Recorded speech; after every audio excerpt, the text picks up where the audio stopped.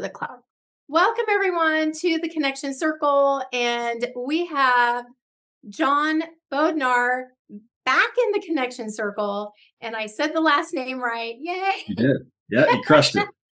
I crushed it. I'm doing good today. After that toe stubbing, started my day like that.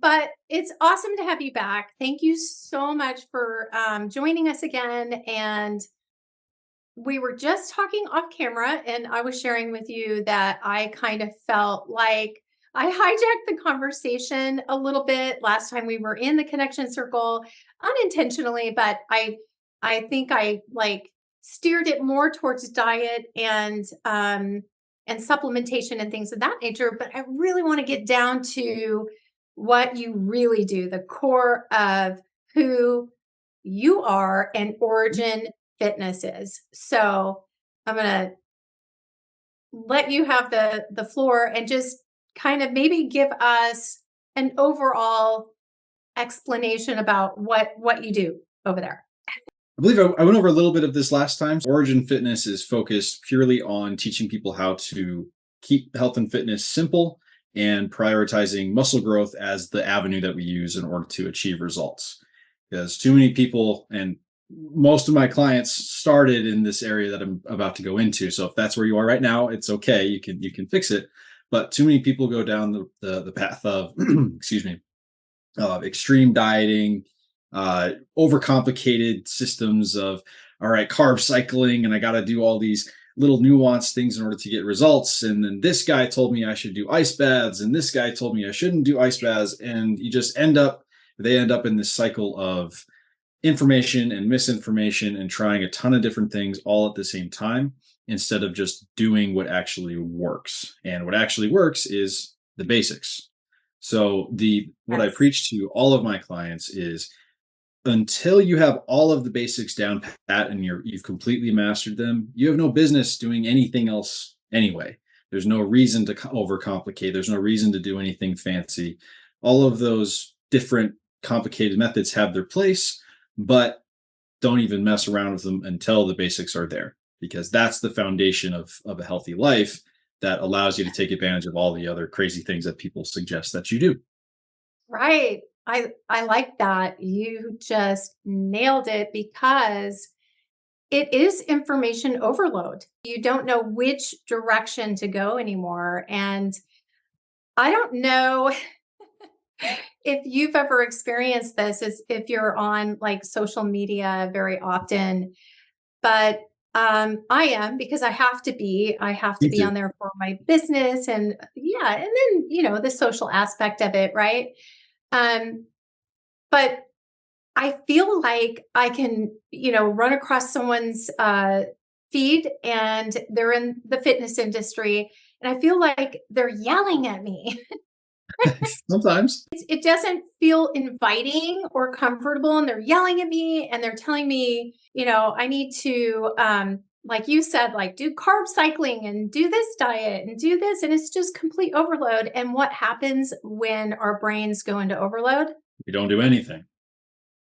And you can learn everything you want. You can learn the best methods, supposedly. You can have all of the information you need, but that doesn't lead to action. But if you're getting it all from social media, even from the best people out there, it's still not something that you're necessarily going to actually act on. We're not talking about behavior change today. We're not talking about misinformation today, but those are things that mess people up big time. Yes, So you get someone I who's super agree. motivated, they learn something new that may or may not be true, then they go try that thing, then they don't get the result they're looking for, and you give up. So my mission is to get people out of that cycle of trying and starting and stopping and starting and stopping, and just say, this is all you got to do every day, and then expand on that.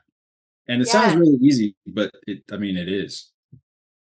To That- be honest with you, it yeah, is. because it's really The hard part's just doing it, and the hard part is being willing to make it as simple as it needs to be.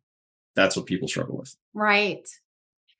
I think that maybe they struggle with buying in on the idea that it is simple, Mhm. that we've been programmed to believe that it's not. I like simplistic things. I think a key part of this, and you to your point, is really consistency. Instead of getting on this yo-yo dieting and whatever, it's really consistency with a very simplistic plan, and you will see results.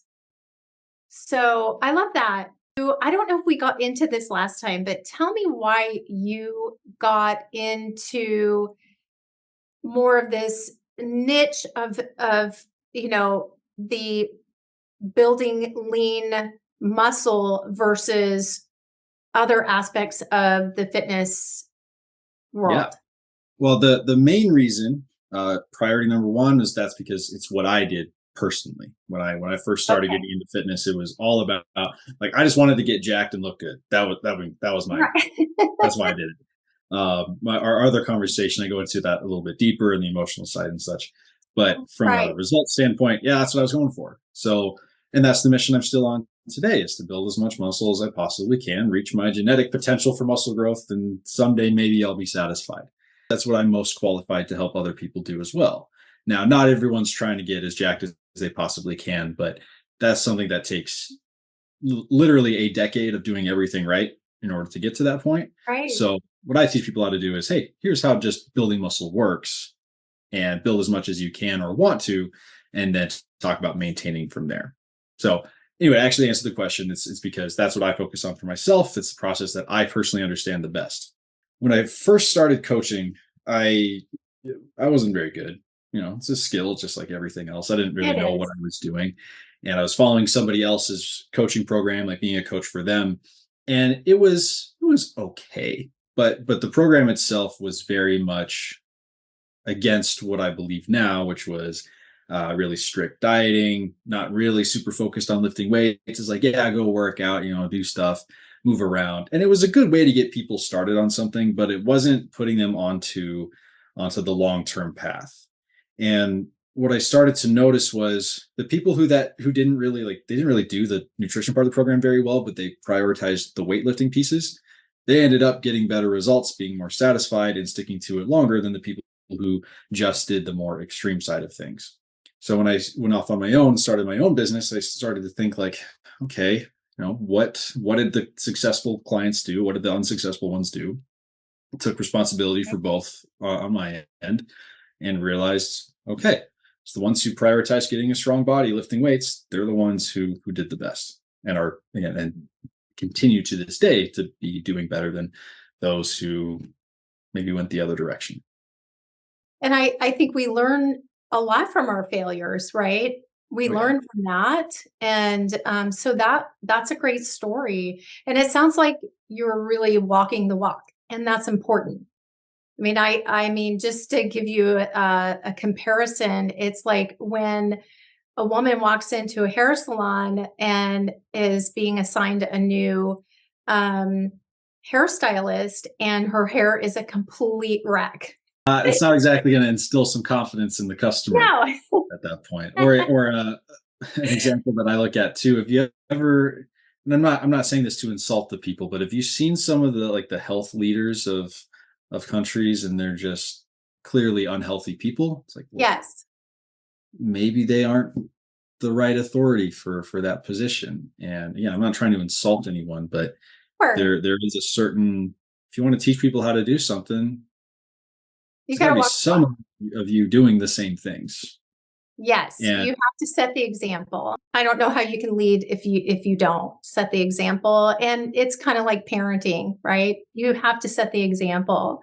So, yeah, I love that. So tell me, um, I wanna hear about one of your favorite success stories, there are many. which is awesome. I'll talk about Brian. So my Okay. client Brian, we've been working together for 3 years. Wow. He's the type of person you tell him to do something, he just goes and does it with blind faith. It's really cool. Definitely not an ordinary person in that respect, but he gets results from it, which is really cool. But what's Yeah. been amazing to see with Brian is he he first was over 200 pounds by the time he was in middle school, and never was able to get into great shape from all the way from being 12 years old, I think it is, until he was about 40, 46. He was just pretty unhappy with where he was at, and he did some fitness programs before, got some decent results, and then lost his progress, just like so many other people do, just a lot of Mm. ups and downs, but never got to a point where he was like satisfied. And when we first started working together, again, he was just a point and shoot kind of guy. So he did see great success from the not so great program because he was one of the Right. few who was able to execute on everything.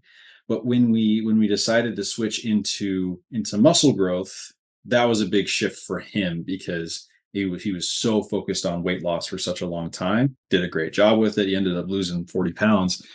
Um, but now to actually help him get healthier on top of that and stronger, we switched into muscle growth masterclass, and he was one of the first people to sign up for that.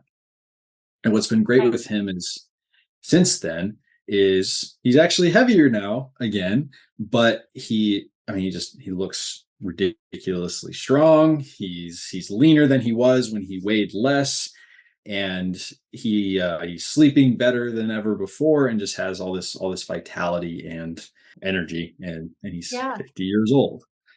Oh, that's So amazing. okay, well, here's something. He got after he started prioritizing muscle growth, not after all the weight loss, mind you. Ah, So there's one of many interesting. reasons that strength makes a big difference. Because a lot of people Yeah, I've think that heard. being healthy is being at the right weight, which in many ways it is. But if you are at a healthy weight but an unhealthy amount of muscle mass, you're still an unhealthy person, and your body won't be able to Right. do what it needs to do to take care of you.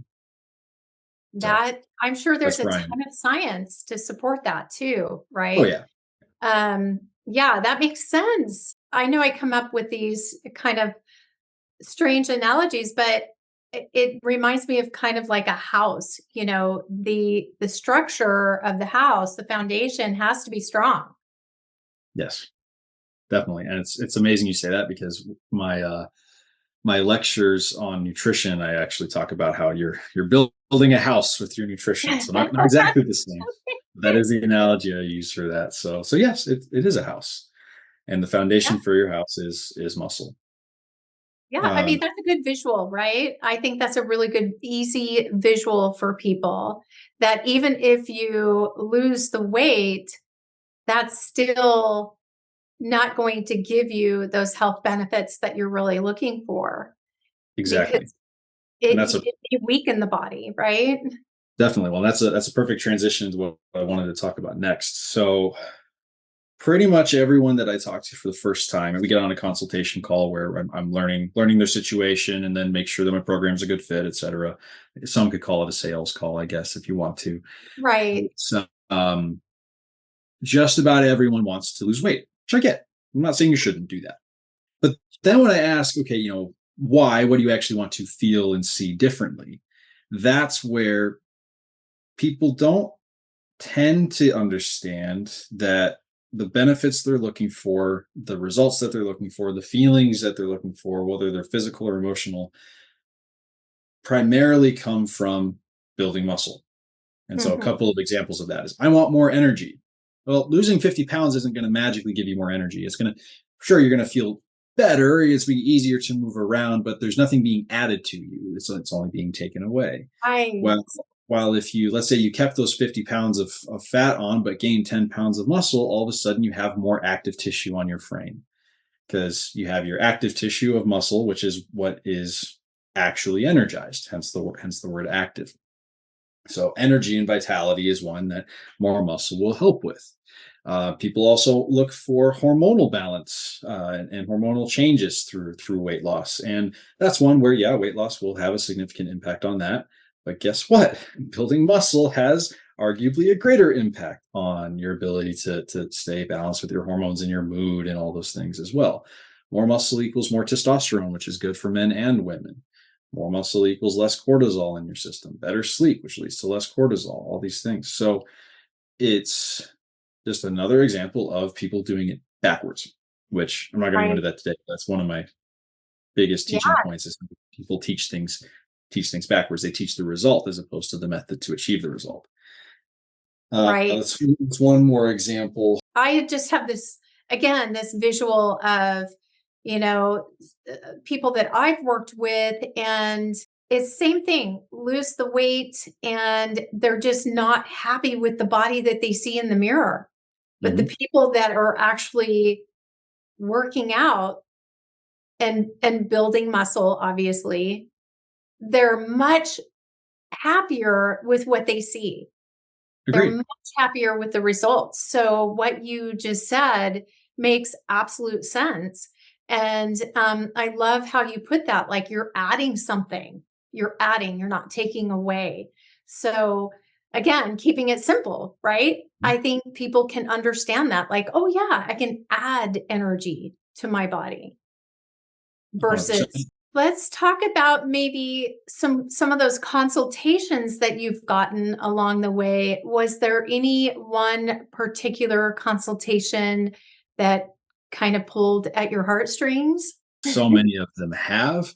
On those calls, I'm so focused on just understanding the person and trying to make sure that I convey, because here's the thing, being an expert, I'm who also sells what I'm an expert in. I find myself in a difficult situation sometimes where all I want to do is help a person, right? Because they tell me Right, that something, what their challenge is. Most of the time, I know, like, hey, this is what I do is exactly what you need, and it can be very difficult to hear the challenges that someone's going through and be both empathetic and understanding and try to sell them something in the same day. They all tug at me a little bit, but in that moment, I'm less focused on the emotions and the negativity, and I'm way more focused on, okay, let's do the solution. So I don't right. really myself get sucked into their challenges, more so understand the challenges and then offer the solution. I remember everyone I talked to, this entire notebook is full Oh, of consultation notes and everything.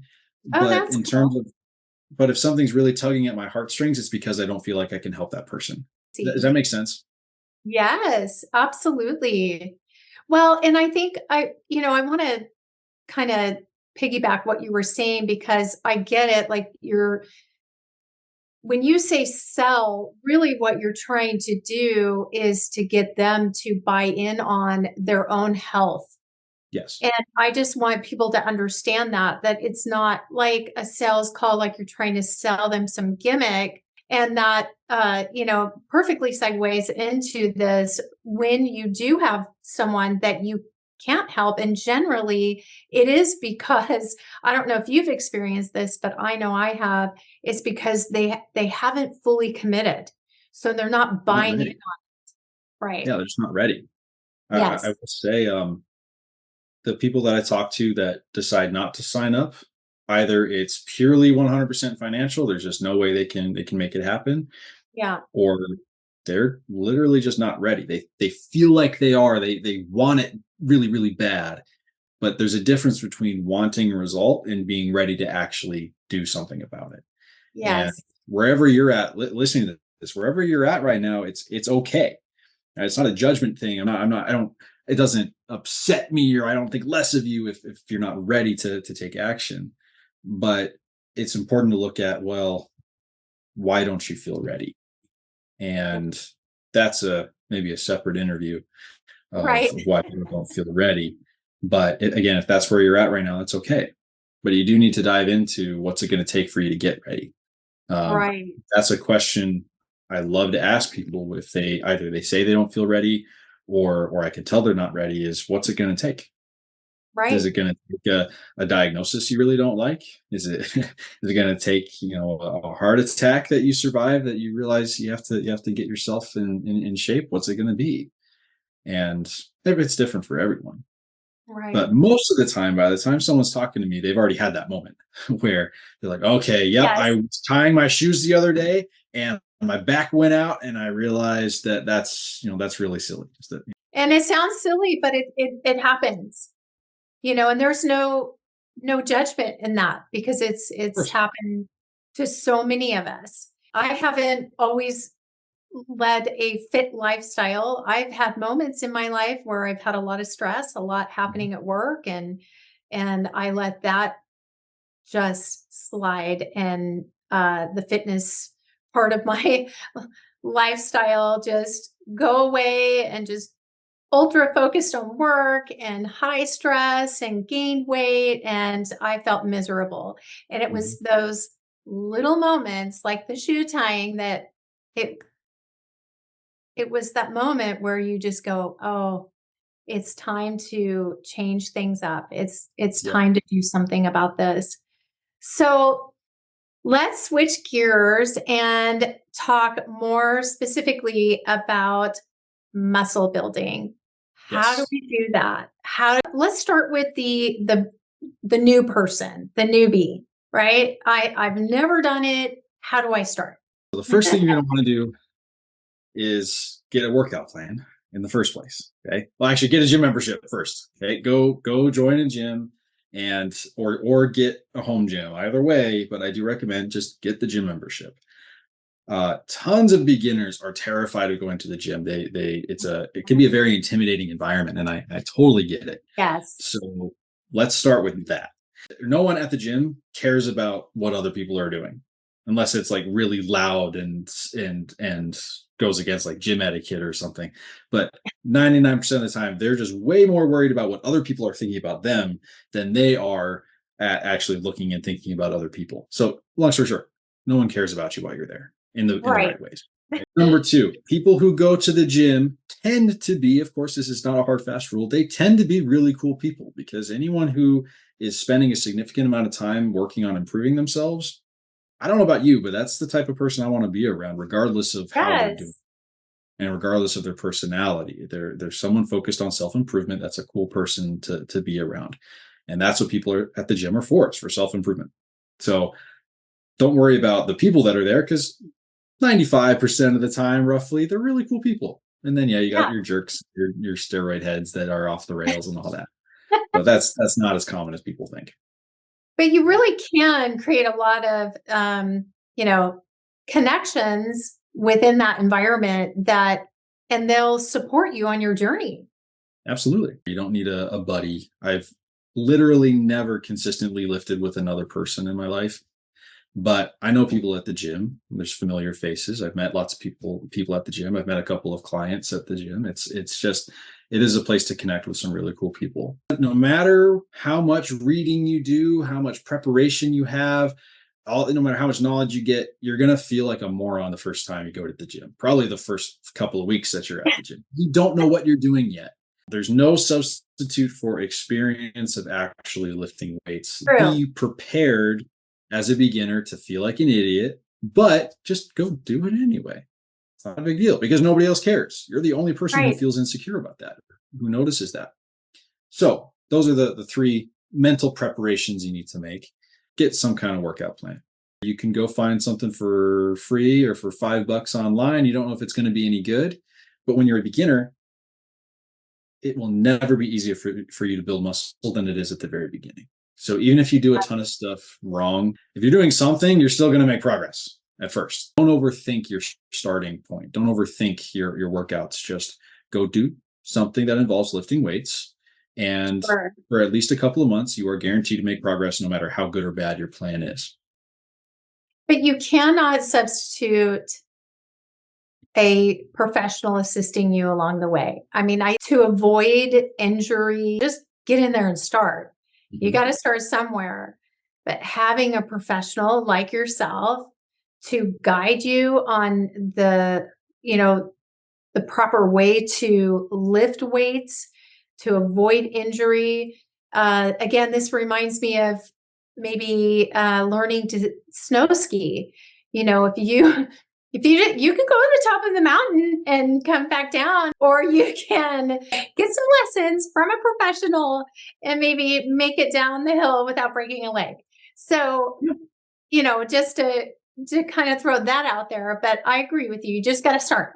Just go. You do, and I do agree that hiring a professional right off the bat is it's a good idea. It is, Yes. but don't let that be a barrier of entry, because Right. you really just Right. don't want a coach, or you can't afford one, or whatever else. You don't need one at the beginning. You Right. really don't.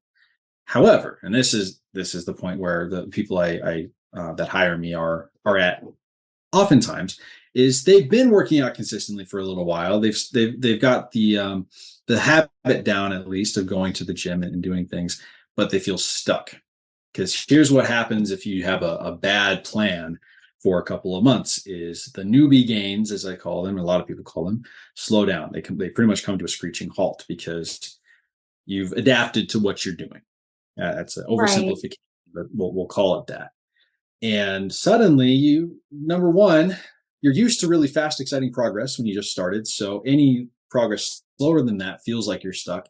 And number two, you probably are stuck because you don't have a good plan. So when you reach that point where you're driven, you've gotten some kind of results already, and you feel like you want to keep those results going because it's really exciting, but you don't know what you should be doing, or you don't know what you're doing wrong. That's when you should hire a professional to teach you how to do it properly.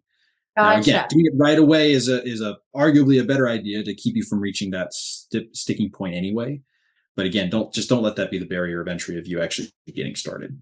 And for those people that are just not able to, like for me, I don't have a gym in my town. I have to have my gym in my house. And so I do my best. And I have free weights and bands. Mhm. And so, what would you recommend for those people? Yeah. So for home gym people where that's your only option, the minimum that you need is some kind of bench, ideally an adjustable bench, one you can sit straight up anywhere from straight up to flat. And then what I have a lot of people do is they purchase, there's a lot of different kinds, Bowflex adjustable dumbbells. So it's one set of dumbbells where you can set the weight anywhere from 5 to 52 and a half per dumbbell. And they actually have Okay. ones that go, I think it's might be 55 to 110, maybe. I can't remember exactly what the weight is. But if you have a bench and dumbbells, you can do a lot. You can make a lot of progress with building muscle, lifting weights, etc. At home. And I'd say about 40% of my clients are just bench and dumbbell kind of clients.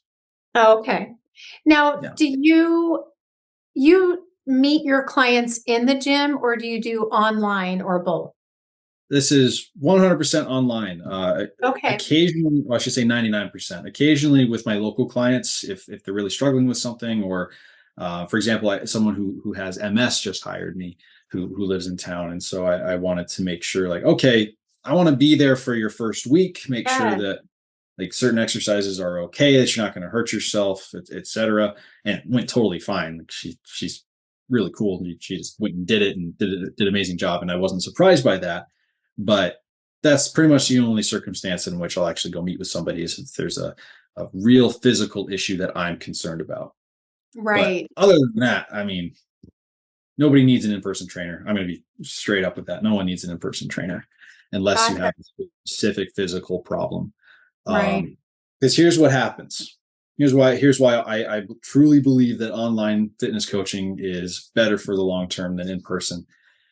You are forced to create your own routine. You are forced to create your own schedule and not rely on somebody else and somebody else being there in order for you to go.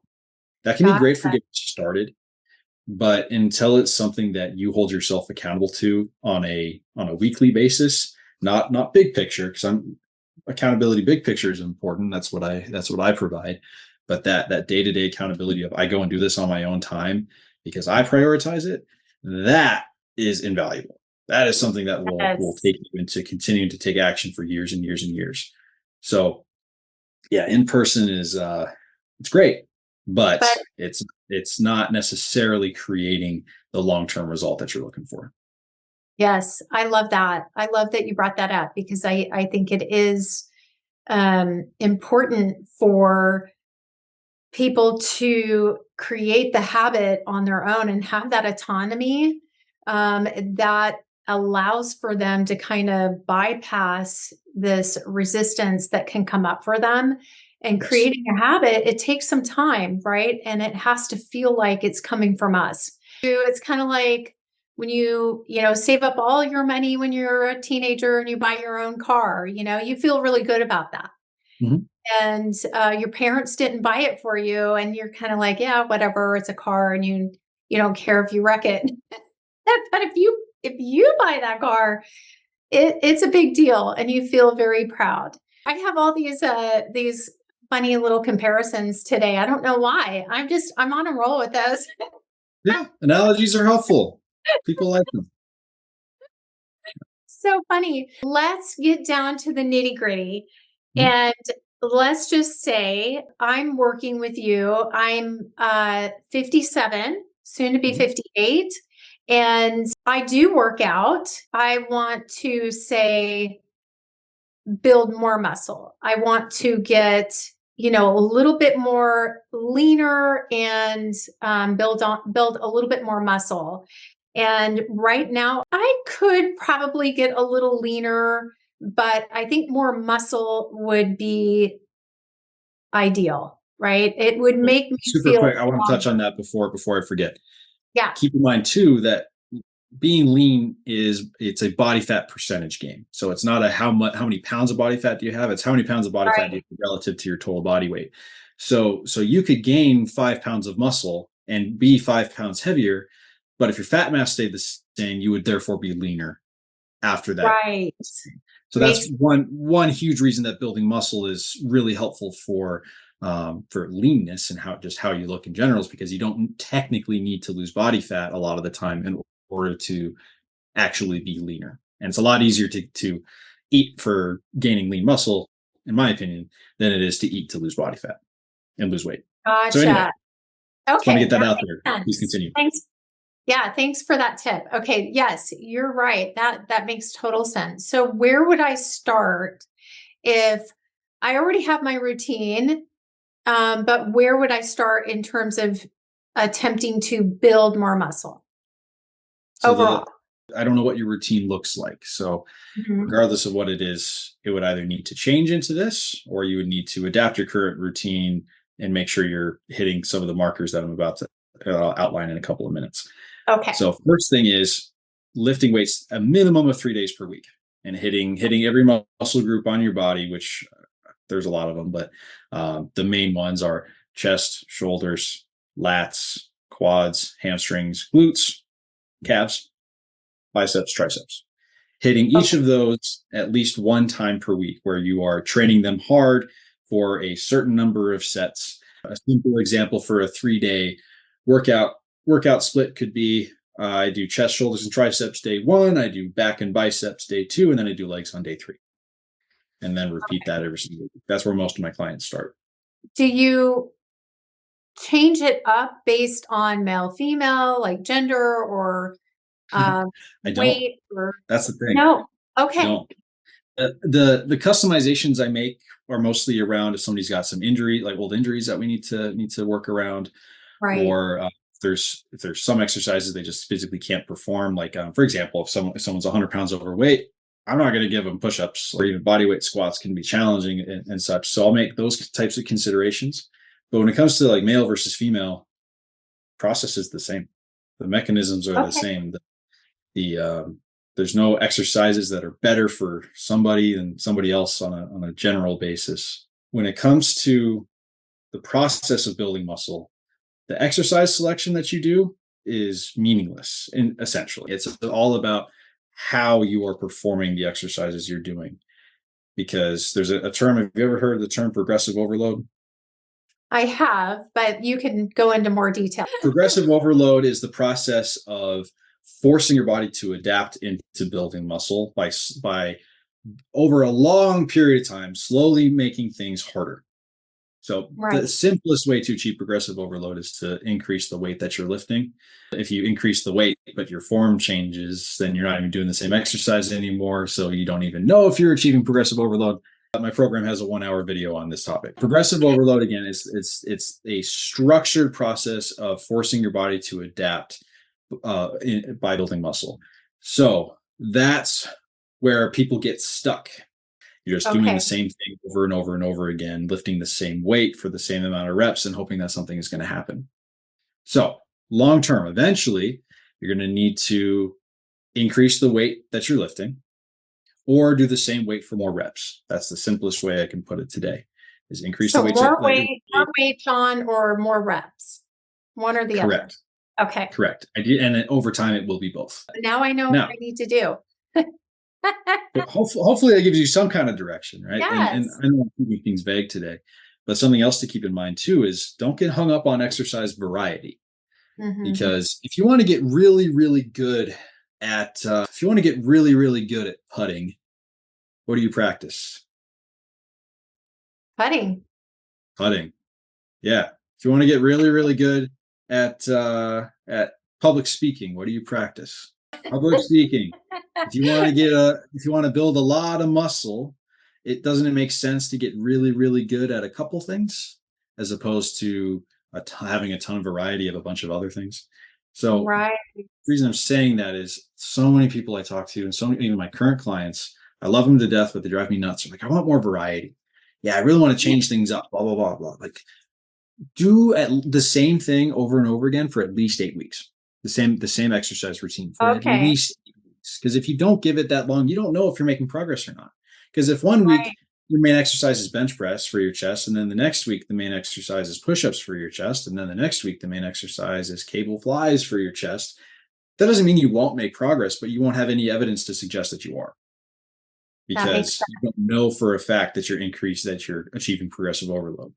So if you're a beginner, get really get really good at the basic exercises, because the Yes. basics, the classics, are the ones that not only build the most muscle from a productivity standpoint, but they're the ones that are the easiest to achieve progressive overload by doing them. I'm about to end my 5th year of consistent weightlifting, not total weightlifting, but consistent weightlifting of 4 days a week Wow. minimum. Great. I'm still bench pressing. I'm still overhead pressing. I'm still doing lat pull downs. Like, I'm not doing anything fancier or more complicated than anybody else. But Right. structure behind achieving progressive overload is, again, as simple as I can put it today, is everything. Does that make sense? I hope so. Absolutely makes sense. I mean, it goes back to consistency. If I'm targeting one particular muscle and applying progressive overload on that particular muscle, targeting that muscle in a consistent manner, then I'll see results. I guess is Yes, does that make sense? completely. To me, it does. And it's the only way, by the way. It's the Yeah. only way, Okay. is by achieving progressive overload, because your body is never going to change unless it has a reason to. Look, for like an evolutionary standpoint, change is death. If something is different, it probably means you're going to die as a result of it. So the only way you can create adaptation, create physical adaptation, is to introduce a stimulus or some stimuli that make your body think, okay, if I don't get better at handling this, I'm going to die. I know that's very dramatic and that you're not going to actually die, but that's why you have to create that Intuitively. forced adaptation. Yeah. Yeah, that makes sense. Intuitively, that's what your human nature, right? So I love this. This has been really good. I think it's been, you've provided us with a lot of valuable information. Thank you No for doing problem. that. So, do you feel like you've achieved your ultimate goals? No, but I'm never going to be satisfied. What I have achieved is, I know for a fact that I am on the path of doing this for the rest of my life, and that is the ultimate. So I guess, yes, that's the ultimate goal, is to prioritize my fitness and my strength and all those things for forever. Um, Purely from like a physique standpoint, I'm never going to be satisfied, because if the day I'm satisfied is the day that I die, basically. So, and I'm not saying that everyone needs to adopt that mentality. That's very much just me, and most of my clients don't have that attitude. That's your motivation? That's part of it. It's part. I've wondered. So since I started taking this seriously, I have not struggled. It has not been hard for me to make amazing progress, and a huge part of that is because it's become my top value in life. I value fitness above all else, and I'm very blessed to, for whatever reason, my past led me to that. It's become the most important thing to me, and because of that, there are a ton of different motivators that I have. There's how I look, there's how I feel, there's I mean, I need to continue this in order to have credibility and to get new clients. So it's also my livelihood. It's my confidence with my wife. It's and in the future, it's when I'm a father. It's setting a good example for my kids. Like there's dozens of things that inspire me to continue to lift weights and do it right. So it's never as simple as the one big thing. Right. I think well, we're complex creatures. I agree. I don't think it is just one thing. It may be that one thing that pushes you in the direction of adopting this lifestyle.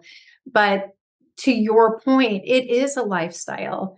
Yes. And people are struggling out there. And at Telos, we're about, providing a space for singles to connect, but we're also about showing people how to live a healthy lifestyle. If you are not living a healthy lifestyle, then you may not be out there connecting with others. And that can, lead to many things, mental health things and loneliness and isolation. This topic is so important to share with our members within the connection circle about how to love yourself, take care of yourself, and find ways to lead a healthy lifestyle. I definitely want to bring you back on, John. I love our talks. And I think it's great that we can have these casual talks and still share some valuable information Mhm. with others. And I'll be putting this on our YouTube channel and other social media. You can go to my website if you want. It's www.getoriginfit.com. You can check me out on Facebook for John Bodnar on Facebook, and those are easily the best ways to reach me. So go for Awesome. it. Send me a friend request, shoot me a message. I'll be around. Awesome. Thank you again, John, for joining us today. And in the meantime, pour some love into it and live Telos. So that's a wrap.